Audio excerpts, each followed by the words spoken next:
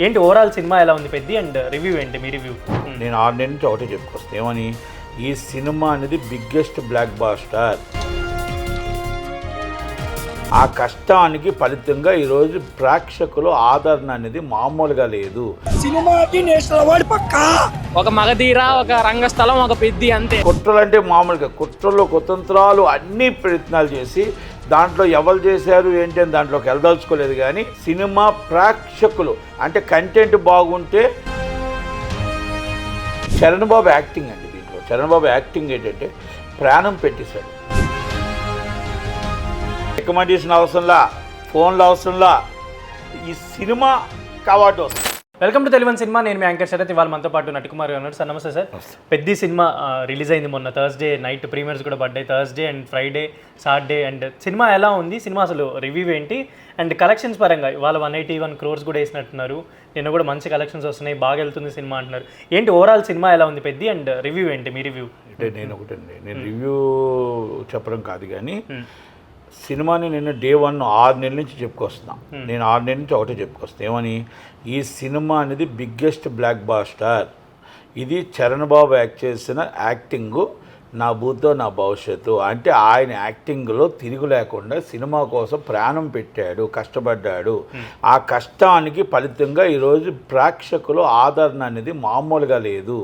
ఎందుకంటే నేను పెద్ది అనే సినిమాని ముందు రోజు 600 రూపాయలు టికెట్ పెట్టారు, తర్వాత 250 రూపాయల టికెట్ మీద రన్ అవుతుంది Andhra Pradesh and Telangana. North India కూడా ఫస్ట్ డే బిగ్గెస్ట్ కలెక్షన్, తర్వాత కలెక్షన్స్ నార్త్ ఇండియా కూడా ఇది పాస్డ్. నార్త్ ఇండియా కూడా పాస్డ్. సౌత్ ఇండియా మనం చెప్పాల్సిన అవసరం లేదు. అలా ఇక్కడ మీ తెలంగాణ ఆంధ్రప్రదేశ్లోకి వచ్చేటప్పటికి ఏమైందంటే మనం గత సినిమాలన్నీ చూసుకోవచ్చు. గత పెద్ద పెద్ద హీరోలు అందరూ బిగ్గెస్ట్ హీరోలతో బ్లాక్ బాస్టర్ అయిపోయింది, 2000 కోట్లు వచ్చాయి, 1500 కోట్లు వచ్చాయి అని అందరు హీరోలు అందరికీ ధీటుగా ఈ cinema A class full, B class full, C class full. మీకు సి క్లాస్ దాకా టికెట్ దొరకలేదు. మీకు ఇంకొకటి, దీని మీద ఎన్ని కుట్రలు జరిగాయో కూడా మీరు చూశారు. కుట్రలు అంటే మామూలుగా కుట్రలు కుతంత్రాలు అన్ని ప్రయత్నాలు చేసి దాంట్లో ఎవరు చేశారు ఏంటి అని దాంట్లోకి వెళ్ళదలుచుకోలేదు. కానీ 100% 6:22 నిమిషాలకు 8 గంటలకు సినిమా అయితే 6:22 నిమిషాలకు బుకింగ్లు ఓపెన్ అయ్యాయి. అంటే అది మల్టీప్లెక్స్లు అవ్వచ్చు, ఇంకొక కొన్ని థియేటర్లు అవ్వచ్చు.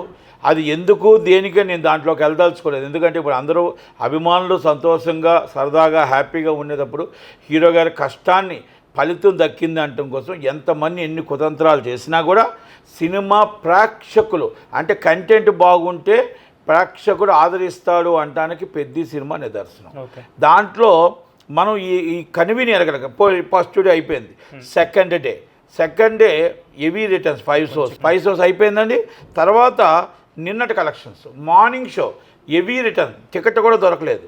ఇది మళ్ళీ నేను ABC దాకా వెళ్ళింది. అలాగే ఇవాళ మార్నింగ్ షో కూడా ఏమైనా తగ్గుతుందా అంటే అస్సలు ఎక్కడ వెనకలేదు. అంటే ఇది ఆదివారం దాకా ఆగిపోతుందని కొంతమంది అంటారు. నేనేమంటానంటే 3 వారాల దాకా ఆగదు ఈ సునామీ అని నేను అంటాను. నేను 700 కోట్ల రూపాయల దాకా చేస్తుంది. 700 కోట్లు చేయటానికి అవకాశం 5 నుంచి 700 crores అవకాశాలు ఎక్కువగా ఉన్నాయి అని నేను అంటాను. ఎందుకంటే ఇక్కడ సినిమా మనకు కనబడుతుంది. ఎక్కడైనా సినిమాలో చాలామంది యూట్యూబ్లో పెట్టారు సో ఫ్లాప్ అని అదని ఇదని. కానీ ప్రతి ప్రేక్షకుడి దగ్గరికి నేను చాలామంది దగ్గరికి నేను వెళ్ళాను. ఎందుకంటే ఎందుకు ఇలా పెడుతున్నారు, ఇది యాంటీ ఫ్యాన్సా ఏ ఫ్యాన్సో మాకు తెలుసు. కానీ అది దానికోసం పక్కన పెడితే చరణ్ బాబుకి మంచితనం 100 మంది ఉంటే 10 మంది చెడ్డోళ్ళు ఉన్నారు. అంటే ఆయన ఎదగడం ఇష్టం లేని వాళ్ళు కొంతమంది ఉన్నారు. ఇంకా మనం వేరేగా ఇండస్ట్రీలోనే ఉన్నారు కాబట్టి వాళ్ళు కొంతమంది డబ్బిచ్చి పెయిడ్ ఆర్టిస్టులను పెట్టి పేటీఎం ఆర్టిస్టులు అంటారు వాళ్ళు పెడుతూ ఉన్నారు.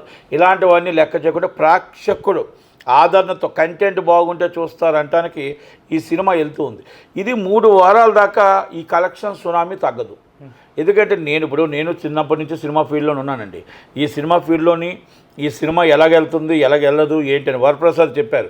ఆ సినిమా ఏముండదు అన్నారు. సినిమా ఈరోజు 50 రోజుల దాకా ప్రతి ఎగ్జిబిటర్ హ్యాపీ అయ్యాడు, ప్రతి డిస్ట్రిబ్యూటర్ హ్యాపీ అయ్యాడు. ఈ సినిమా కూడా నేను చెప్తున్నానండి, 50 రోజులు సినిమా 100% డబల్ సెంటర్స్ అంటే వరప్రసాద్ కంటే ఎక్కువ సెంటర్స్ 50 రోజులు పడతాయి. చరణ్ బాబు యాక్టింగ్ అండి. దీంట్లో చరణ్ బాబు యాక్టింగ్ ఏంటంటే ప్రాణం పెట్టేశాడు, ప్రాణం పెట్టి క్లైమాక్స్ ఉంది. లేడీసే కాదండి, కన్నీళ్ళు పెట్టుకొని రానివారు లేరు, బయట కన్నీళ్ళు పెట్టుకొని ఆ దాంట్లో ఆ కన్నీళ్ళు పెట్టించాడు అందరితో. అంటే ఒక సెంటిమెంట్ పండించాడు. ఆయన యాక్టింగ్లో మామూలుగా ఏంటంటే రిస్క్ చేశాడు. ఈ సబ్జెక్టులు అరుదుగా వస్తాయి, అరుదుగా కొంతమందికి వస్తాయి.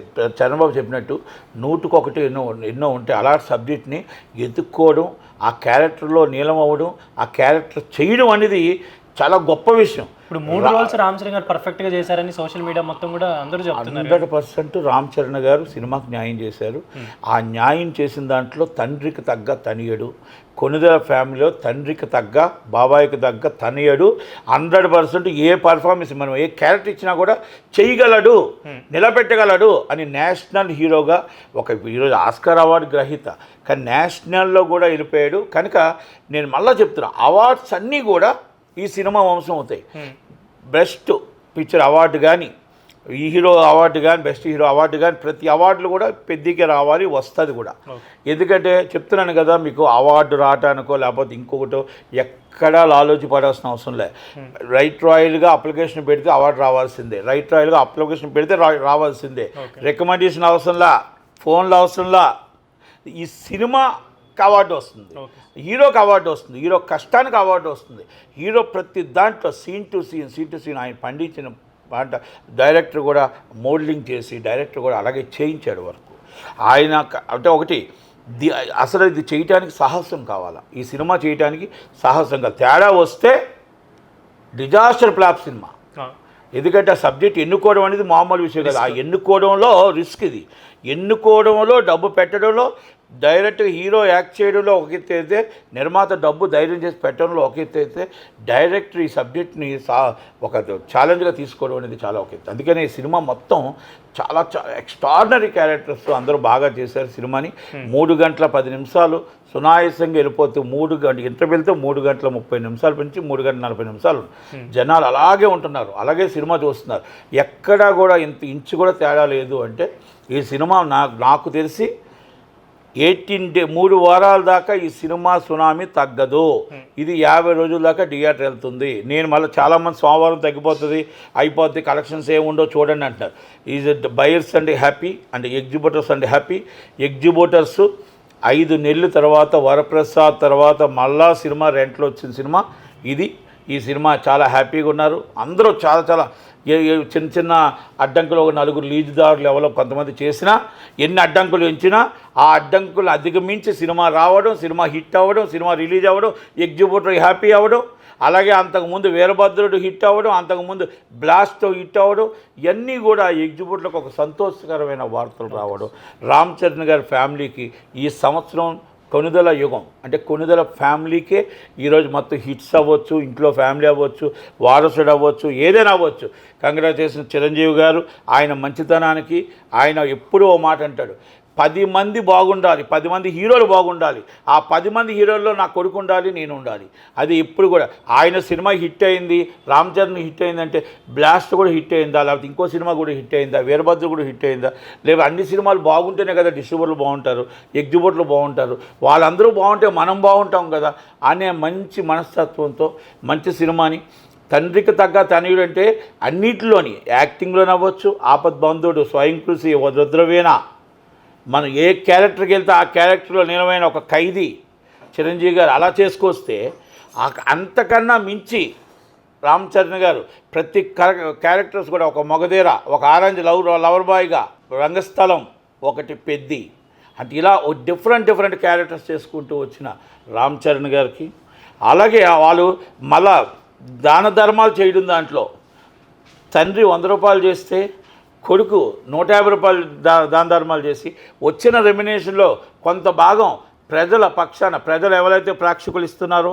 వాళ్ళకి ఆరోగ్యరీత్యా కానీ, విద్యారీత్యా కానీ, ఇంకోటి కానీ 10 మందికి హెల్ప్ చేయాలని వాళ్ళ మిస్సెస్ కానీ, వాళ్ళ భార్య కానీ, ఆయన కానీ, అలాగే చిరంజీవి గారి బాటలో నడడం, ఒక అభిమానులకు కూడా మంచి వాళ్ళని ఒక దాంట్లో ఒక క్రమశిక్షణగా తీసుకురావడం. ఈసారి మొత్తం టోటల్ అభిమానులు కూడా ఎక్కడెక్కడో డీజేలు పెట్టారు, ఇంకొకటి పెట్టారు, అస్సలు ఒక మారు మోగించారు. ఏ థియేటర్ దగ్గర 7 o'clock నుంచి ఒక డీజేలు మామూలుగా పెట్టలేదు, బీభత్సంగా పెట్టారు. అభిమానులు ఒక ప్రాణం పెట్టారు ఈ సినిమాకు కూడా. అభిమానులు అందరూ ఒక ప్రీమియర్ షోకి 6:22కి ఉంటే 6:22కి 6:40 ఆల్ టికెట్స్ సోల్డ్ అవుట్. అంటే ఎన్ని లేట్ చేసినా కూడా టికెట్లు సోల్డ్ అవుట్ అయ్యాయి. ఇలాగే చిరంజీవి గారు అయితే దీని మీద ప్రత్యేక శ్రద్ధ.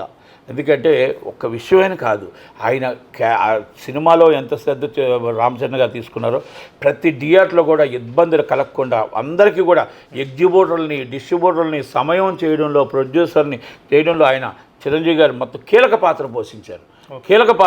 ఇక దాంట్లో మనం వేరేగా చెప్పాల్సిన అవసరం లేదు. ఆ కీలక పాత్ర అనేది చాలామందికి తెలుసు, నాకు తెలుసు. ఇక అన్నీ మనం చెప్పలేం. త్వరలోనే ఆయన మళ్ళీ మీ ముందుకు వస్తారు చిరంజీవి గారు కూడా. కనుక ఈ సక్సెస్ మీట్లో అందరూ అభిమానులు సక్సెస్ ఉన్నారు. సినిమా అనేది ఒక సునామీలాగా వెళ్తుంది. Is the biggest blockbuster hit. యూట్యూబ్లో మాటలు నమ్మకండి, సినిమా వెళ్ళి చూడండి. బాగుంటే 10 మందికి చెప్పండి, బాగులేకపోతే 20 మందికి చెప్పండి. బాగుంటే 10 మందికి చెప్పండి, బాగులేకపోతే 20 మందికి చెప్పండి. అంతే తప్ప ఏదో యూట్యూబ్లో చూసుకొని ఆగిపోకండి. దయచేసి ప్రతి ఒక్కరూ సినిమాకి వెళ్ళండి, చూడండి. చూసి క్లైమాక్స్లో కన్నీరు పెట్టుకొని రాకపోతే అడగండి. Thank you very much. మీ నటుకు